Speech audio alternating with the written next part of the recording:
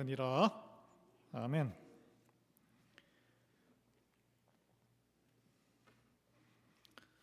여러분, 추수감사절 주간을 잘 보내셨나요?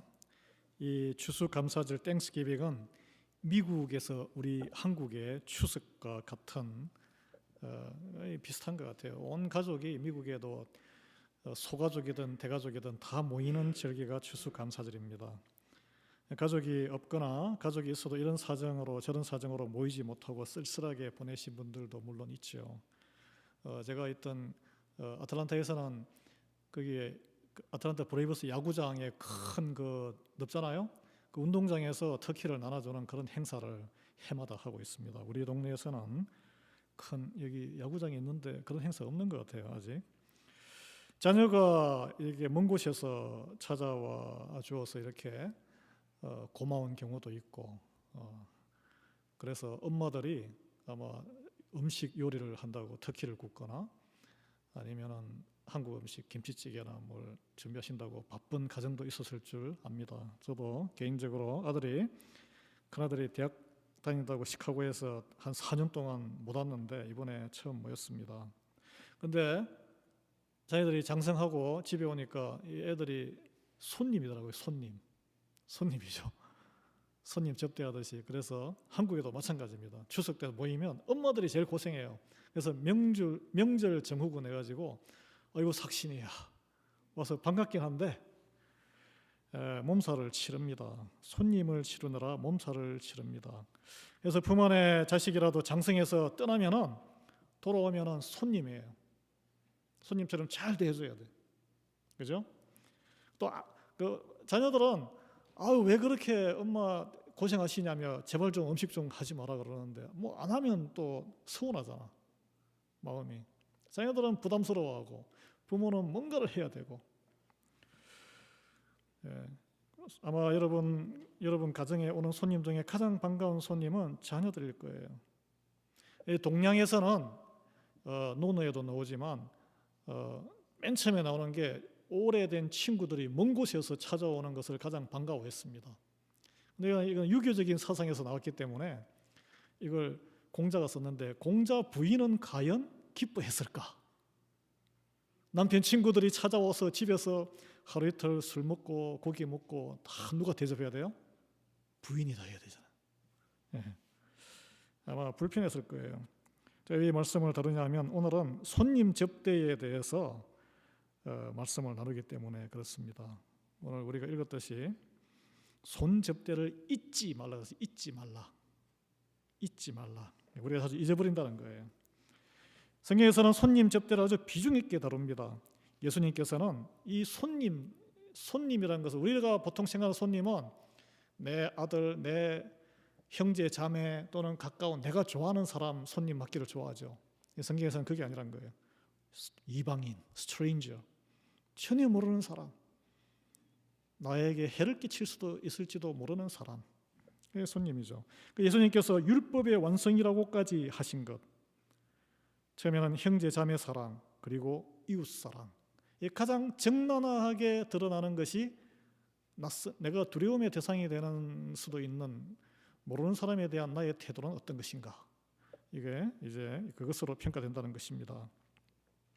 추수감사절을 보내고 난 뒤 시점에서 다른 사람에 대한 나의 환대 수준, 내 가정의 환대 수준, 우리 교회의 환대 수준, 아는 사람 말고 내 혈육 말고 낯선 사람, 처음 온 사람. 오늘도 여기 처음 오신 분 계세요? 이제 곧 드러납니다. 나의 환대 수준과 우리 교회의 수준이 어떤가가 바로 즉각 드러나요.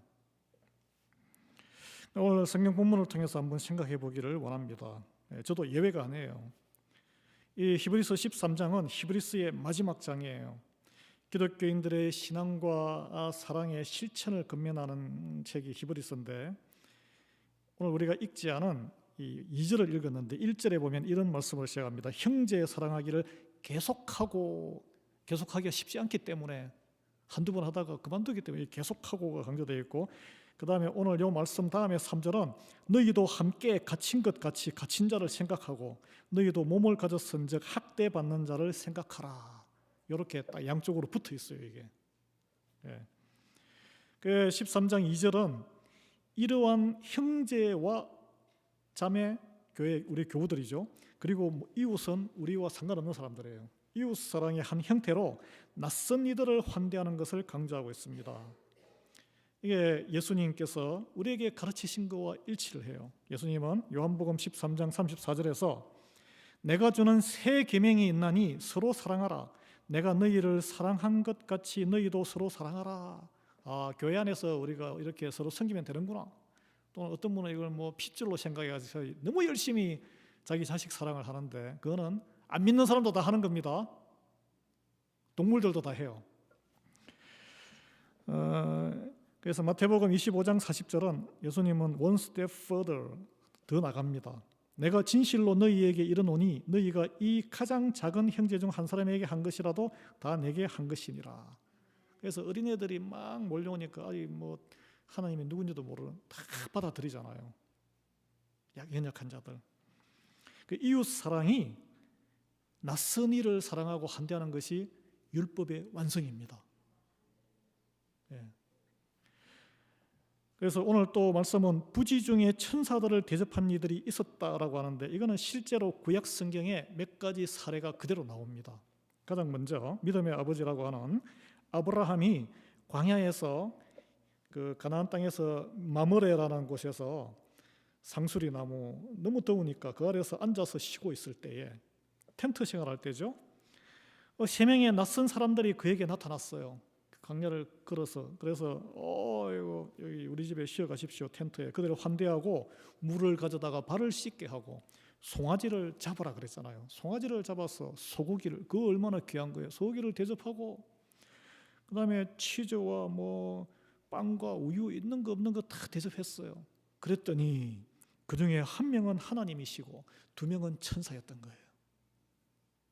여러분, 부인 사라는 행복했을까요?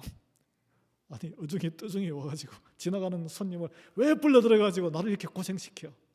그래도 사라와 그 집안의 종들은 하나님이 주신 질서에 순종했습니다. 아브라함에게 바락바락 대들지 않았다는 거예요. 아니 왜 쓸데없이 오지랖이 넓어가지고 당신은 말이야 나를 이렇게 생고생을 시켜. 그런 말 한마디도 없습니다.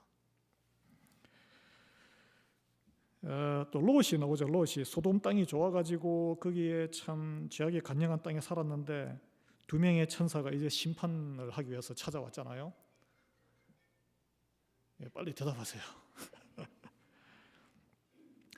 그래서 막 사람들이 내가 너희를 동생에게 막 갖고 놀리라 하면서 하니까 내 딸을 줄 테니까 건드리지 마라. 손님이다. 우리가 이해하기 힘든 장면이에요. 집에 초대하고 먹을 거 준비하고 빗장을 걸어 잠궈서 집에 재웠는데 거기서 밤을 그들은 보냈습니다. 그리고 아브라함의 말을 전달하고 구해냈죠. 거기서 멸망한 밖에. 그 다음에 사사기 13장에 보면 마노아와 그의 아내 이 부부가 나오는데 마노아라는 사람 처음 들으시죠? 자식이 없었어요. 그분들이. 그럼에도 불구하고 자기의 평생의 소원과 기도가 이루어지지 않음에도 불구하고 하나님의 사자가 나타나서 그들에게 아들을 낳을 것이라고 예언을 했어요. Unbelievable. 마노아는 그 사자를 환대하고 양을 잡고 제물을 드리려고 했습니다. 그 사자가 자기가 하나님의 사자다. 그리고 제단 위에 불꽃 위로 올라갔다라고 사사기 13장 15절에서부터 기록이 되어 있습니다. 아들은 누굴까요? 그래서 받은 아들이 삼손이에요. 삼손. 여러분, 이런 사례는 무엇을 우리에게 뜻하냐 하면 하나님께서는 낯선 이들을 묻지도 따지지도 않고 나에 있는 것을 귀한 것을 내서 환대하는 자에게 하나님의 뜻을 내보이고 선한 일을 행하신다는 거예요. 그걸 우리가 축복을 주시는 것을 볼 수 있습니다. 그런데 제가 어떤 책을 보니까 이 구약 성서 시대에는 광야에 목축을 하고 이스라엘 백성들은 살았기 때문에 어떤 사람이든지 묻지도 따지지도 않고 아래 위로 훑어보지도 않고 최소한 3일 밤은 무조건 집에 들여서 채워주고 먹여주는 것이 불문율이었다고 합니다. 그러면은 원수가 왔는데 내가 원수인지 몰라요. 또 원수인지 알 수도 있어요. 저 사람이 나를 죽일 수도 있어요. 그럼 어떻게 하겠습니까? 그럼에도 불구하고 3일 밤을 채워준다는 거예요. 그러면 이 사람과의 관계가 원수이면 4일째 되는 아침에 해가 동트기 전에 도망을 쳐야 되는, 그래서 그런 것이 문화였다고 합니다. 왜냐하면 광야를 여행하는 시대를 살았기 때문에 생존에 꼭 필요한 것이 낯선 손님을 환대하는 문화로 정착했다는 거예요. 요즘처럼 호텔이 있겠습니까? 에어비앤비가 있었겠어요? 친인척이 있었겠어요? 여러분, 우리가 이민사회의 생활 초기에, 지금은 많이 정착되고 인터넷 정보도 많지만 처음에 누군가가 한국에서 또는 타주에서 왔어요. 무조건 먼저 연락이 되시는 분한테 연락이 오면은 공항에 라이더 가고 재워주고 일자리 알아주고 다 그렇게 하셨죠. 그렇게 하셔야 되는 거예요. 요즘 그렇게 하십니까, 여러분? 우리는 다 잊었어요, 그걸. 광야에서 이런 누군가 손접대를 안 하고 기대할 수 없으면 여행객들은 한복판에서 목숨을 잃을 수밖에 없습니다. 우리 인생을 살아가면서 누군가 기댈 사람이 없다면 우리 삶은 어떻게 될까요? 굉장히 고달퍼지거나 정착을 못할 겁니다. 아마 지난 땡스기빙 때 집에 못 가고 이 집이 먼 곳에 있는 학생들은 학교에서 친구 집에 초대받을 수도 있었겠죠. 그러나 아마 홀로 지낸 분도 있었을 거예요. 올해는 늦었고 내년에는 우리 교회도 그런 분들을 섬길 수 있으면 하는 생각이 듭니다. 여러분께서는 손님을 어떻게 대접하고 있습니까? 우리에게도 오늘날 손님 접대 문화가 있습니다. 웬만하면 요즘은 다른 사람에게 폐를 안 끼치는 것이 또 문화로 정착이 되어가는 것 같아요. 알아서 호텔이나 모텔, 형편에 따라서 에어비앤비의 작은 방에서 묵습니다. 저도 예를 들어서 한국에 가게 되면 이제 더 이상 부모님이 안 계시기 때문에 형제 자매 집에 묵는 게 부담스러워져요. 그래서 경제적으로 이게 하면은 갈 일이 생겨도 가지 않게 되는 그런 결정이 됩니다. 그러나 여러분 생각해 보십시오. 아마 우리 교회도, 제가 있었던 그 지역의 교회도 불과 10년 전만 해도 교회에 우리가 만나보지 못한 선교사님, 만나보지 못한 목사님 또는 누구 교회에 관계된 학생들이 오면은 어떻게 하셨습니까? 교회에서 쫙 각 가정에 이렇게 분배를 해서 집에 방에다가 극진히 손님처럼 천사를 대접하듯이 이렇게 그 어린 학생들이 대학생이 오면은 참 지저분하고 이렇게 방 쓰는 것도 그래 저도 한번 해봤어요. 그래도 꾹 참고 섬기는 그런 문화가 우리에게 있었습니다. 라이더도 해줘야 돼요. 요즘은 어떻습니까? 시들해요, 그런 게. 그래서 초대하기가 힘들어요. 왜냐하면 비용이 더 많이 드니까, 모텔, 호텔을 마련해야 되니까. 또 큰 교회는 성교관이 따로 집이 있죠. 그 비용이 얼마나 많이 들겠어요. 그런 문화가 많이 없어졌습니다. 제가 책망하는 건 아니고 우리의 지금 모습을 이야기하는 거예요. 누구나 형제 자매나 친한 옛 친구들도 집으로 초대해서 식사를 한다든지 밤에 자고 가게 한다.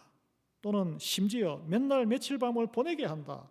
또 라이더까지 제공해야 한다. 이거는 오늘날 완전 민폐야, 민폐. 우리 생각에는 이제 민폐가 돼버린 거예요. 오늘날 보기 드문 현상이에요. 그런데 나에게 친한 사람도, 형제도, 사촌도, 친구도 그러는데 낯선 사람을 환대한다. 낯선 사람의 내 방을 하나 비워주고 이 사람이 어떻게 돌발적인 행동을 할지도 모르는데 쉽지 않은 일입니다. 그런데 성경은 우리에게 그런 걸 요구를 하고 있어요. 이게 참 딜레마예요. 히브리서 13장 2절에 우리에게 하나님의 사랑과 은혜를 기억하고 낯선 이들에게도 나누어 주라는 교훈을 주고 있다는 거예요. 상당히 여러분 부담을 느끼십니까?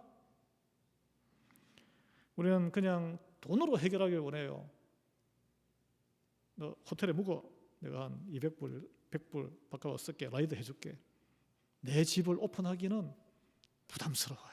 그 우리의 솔직한 모습이에요.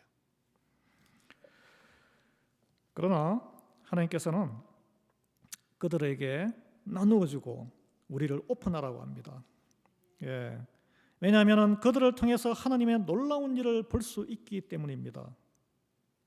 우리는 여기서 나에게 편하고 친숙하고 내가 속속들이 잘 아는 내 자식들, 나의 것을 다 퍼줘도 아깝지 않은 사람을 환대하라는 것이 아니고 낯선 이를 환대하라는 것에 주목할 필요가 있습니다. 여기 환대, hospitality, 여기서 병원, hospital이 나온 거예요. 여러분, 병원에 누가 갑니까? 아픈 사람 다 받아줘요. 너는 이래서 안 되고, 뭐 너는 돈 낼 수 없으니까 안 되고. 미국엔 그런 게 없잖아요. 그건 병원이 아닌 거죠, 그건. hospitality, 환대, 환대. 거기서 이 기독교 이 환대 문화에서 병원이 시작된 것입니다. 단순히 음식이나 숙소를 제공하는 게 아니에요. 환대란 것은 마음으로 받아들이고 그들의 존재와 가치를 인정해주고 관계를 존중하고 그 다음에 하나님의 사랑을 나중에는 여러분 한두 번 더 복음을 전하다가 다 벽에 막힌 적 있죠. 왜 CR이 안 먹힐까요? 왜 복음이 안 먹힐까요? 복음 전하는 거와 내가 보여준 환대가 다르기 때문에 그런 거예요. 다르기 때문에. 예, 하나님께서는 우리가 하나님의 자녀로서 이 환대를 통해서 그리스도의 사랑을 실천하고 그걸 경험하라고 하기를 원하십니다. 왜냐하면 하나님께서 우리에게 먼저 환대하신 분이에요. 하나님이. 우리가 본래 하나님과의 관계가 멀리 떨어져 있던 사람들 아니겠습니까? 예. 우리가 하나님에게는 낯선 사람이에요. 하나님과는 닮은 게 형상을 달게 해서 태어난 것밖에 없지 속속들이 죄인이기 때문에 하나님의 진노를 받을 죄인의 자격이었습니다. 그런데 하나님께서 이런 우리에게 묻지도 따지지도 않으셨어요. 자신의 독생자 예수님을 희생하시고 우리를 당신의 집으로 초대하셨어요. 네. 예수님께서 십자가에서 우리의 죄를 대신 지우시고 우리에게 새로운 삶과 평강과 기쁨을 주시지 않았겠습니까? 이게 바로 하나님의 hospitality, 환대입니다. 묻지도 않고 따지는 것은 옳고 그름을 따지지 않았다는 거예요. 그런데 우리는 어떻게 합니까? 하나님의 내가 환대를 받은 하나님의 사랑을 받은 나는 참 남들보다 나는 됐어 이제. 나는 구원받았어. 자기 만족 또는 그걸 튕겨내는 사람을 비판 또 다른 사람 얘는 이래서 안 되고 이래서 안 돼. 배제 또는 무시하고 또는 남을 소홀히 하고 또는 남을 이용하고 해치고 이렇게 할 수는 없다는 거예요. 왜냐? 내가 자격이 돼서 받은 게 아니기 때문에 내가 돈 내고 호텔 비용을 돈을 주고 하나님 나라에 온 게 아니기 때문에 그래요. 우리가 하나님의 환대를 받았다면 하나님께서 원하시는 것은 그 환대를 조금이나마 다른 사람에게 나누어 주기를 원하신다는 거예요. 그래서 이 환대의 정신을 따라 살아가야 되는데 구체적으로 이 손님 접대와 환대에 대해서 예수님께서도 말씀하셨고 제가 세 가지를 인용할 텐데 사도 바울이 또 이렇게 예를 든 것도 있고 베드로가 예를 든 것도 있습니다. 예수님께서는 우리가 아는 25장에 마태복음 25장에 이런 말씀으로 이 환대 내가 줄일 때에 너희가 나에게 먹을 것을 주었고 목마를 때에 너희가 나에게 마실 것을 주었으며 나그네 되었을 때에 너희가 나를 영접하였고 벗은 몸이 되었을 때에 너희가 나를 입혔고 병들었을 때에 너희가 나를 돌보았고 갇힌 자가 되었을 때에 너희가 나를 보러 왔느니라. 이게 다 행동과 관계됩니다. 그 사정을 알지 못하면 할 수가 없는 거예요. 그래서 어떻게 환대와 섬김이 행동 나타나는지를 예수님이 이렇게 구체적으로 드셨고 그것이 예수님을 섬긴 것이다라고 설명을 하고 계시는 거죠. 그리고 이제 교회 안에서는 로마서의 12장에 보면은 사도 바울이 성도들의 쓸 것을 공급하고 손대접하기를 힘써라. 여기 손대접. 예. 사랑의 표현입니다. 이게 이 손대접 모든 사람이 포함되는 거예요. 그리고 베드로 사도는 어떻게 했냐면 서로 대접하기를 원망 없이 해라. 대접을 하는데 원망이 생겨. 이렇게 나는 이만큼 하는데 너는 왜 안 해? 우리 그렇게 부부간에도 마찬가지예요. 내가 이만큼, 내가 요리를 열심히 했는데 너는 설거지도 안 하냐? 설거지하는데 무슨 생색내냐? 이게 서로 대접하기를 원망 없이 하려면은 그런 서로 기쁨으로 쉽지 않은 일이죠. 그리고 나아가서 각각 받은 은사대로 사람마다 다 잘하는 게 다릅니다. 그걸 이용을 해서 하나님의 여러 가지 은혜의 선한 청지기가 되어서 서로 섬기라. 내가 이게 내 주인으로 이게 내가 하니까 내가 나눠주는 거야. 선심 쓰듯이 하지 말고 하나님이 주셨으니까 내가 잘하는 것으로 내가 섬기겠습니다. 청소 잘하면 청소하는 거고, 돈이 많으면 돈으로 섬기는 거고, 미모가 출중하면은 미소 지으면서 안내 이렇게 해드리는 거고, 기쁘잖아요. 우리에게 은사를 발휘를 해야 된다라고 말씀하고 있습니다. 하나님께 주신 우리 은사 좋은 거 꽁꽁꽁 다지고 있으면은 나도 어떻게 돼요? 썩어버립니다. 독이 됩니다. 그러나 나눠주면 그름이 되어서 나무가 자라고 열매가 맺히게 되는 거예요. 그래서 원망하지 않고 기쁨으로 그걸 해야 되는데, 어떤 마음으로 이 예수님이 이렇게 말씀하시고 이 사도들이 말씀한 이런 수준까지 우리의 행동이 이렇게 올라갈 수 있을까? 어떤 태도와 어떤 마음이 필요할까? 그걸 한번 제가 생각해보고 자료도 찾아보고 묵상하고, 제가 믿음의 연조는 여러분보다 짧을 수 있지만 한번 오늘 짧게 한번 나눠볼게요. 하나님이 주신 환대와 은혜에 먼저 감사하는 마음이 있어야 돼요. 감사하는 마음이 없으면 이거는 그냥 의무적으로 하는 것밖에 안 되는 거예요. 그래, 감사하는 마음이 있을 때 하나님의 뜻이 무엇인지를 헤아리게 되고 따르는 삶이 돼요. 엄마가 막 이것저것 해가지고 싸서 막 가져가라고 하는데 자녀들은 귀찮아. 이거 냄새나게 뭘 짐에다가 가져가, 비행기에 버스에 치는데, 감사하는 마음이 있으면 자기가 불편해도 가져가게 돼요. 그 노고를 알게 돼요. 엄마가 왜 저러는지 나는 당장 그게 필요 없어도. 감사하는 마음이 있으면 그 사람의 마음을 읽게 됩니다. 마찬가지로 하나님께 감사하는 마음이 있으면 하나님을 뜻을 알게 되기 때문에 하나님을 따르게 돼요. 따르게 된다는 건 뭘까요? 말씀을 듣고 순종하는 마음이 생깁니다. 하나님이 기뻐하는 마음. 순종이 예배나 제사보다 낫다 그랬어요. 그 순종이 바로 하나님의 영광을 위해서 살아가는 결단이에요. 그래서 하나님의 성품을 닮으려고 노력하게 돼요. 성령님의 속삭임에 귀를 기울이게 됩니다. 그래서 이런 걸 한 번, 두 번 시도해보고 거기서 또 감동도 받고 변화를 받게 되는 거예요. 7년 전에 저는 애들이 중고등학교 때 추수감사절에 뭐 했나 봤더니 거기는 홀로 사는 노인 아파트에 사시는 분들 이렇게 신청자들에게 미국 음식을 딜리버리하는 시스템이 있거든요. 그 비영리 기관이 큰 게 있어서 기업에서 도네이션 많이 하고 도시가 크니까 흑인 인구가 워낙 많아서 그 봉사했더라고요. 몸은 좀 고단해도 그래서 10집 한 20집 차로 돌면 마음이 그냥 웅장해져. 이렇게 하나님이 그런 기쁨을 주세요. 이번에는 저희가 홀로 계시는 분들, 연세 드신 분들 차로 돌지 못했어요. 우리 교회에서. 작년에는 우리 어린 아이들하고 함께 돌았는데 같이 지난 주일날 예배 때 같이 식사를 했기 때문에 같이 방문은 못했습니다. 제가 마음에 참 부담과 죄송함이 남아 있어요. 저는 그런 게 목사만이 할 게 아니라 여러분께서도 장로님들이나 집사님들 다 하고 계시는 줄 믿습니다. 그래서 이제 이런 사랑의 실천까지 올라가려면 우리의 생각이 바뀌어야 되는 거예요. 생각. 그 한번 보겠습니다. 첫째, 낯선 이들을 먼저 존중하는 마음이 있어야 됩니다. 존중은 뭘까요? 상대방의 존재를 있는 그대로 인정하는 거예요.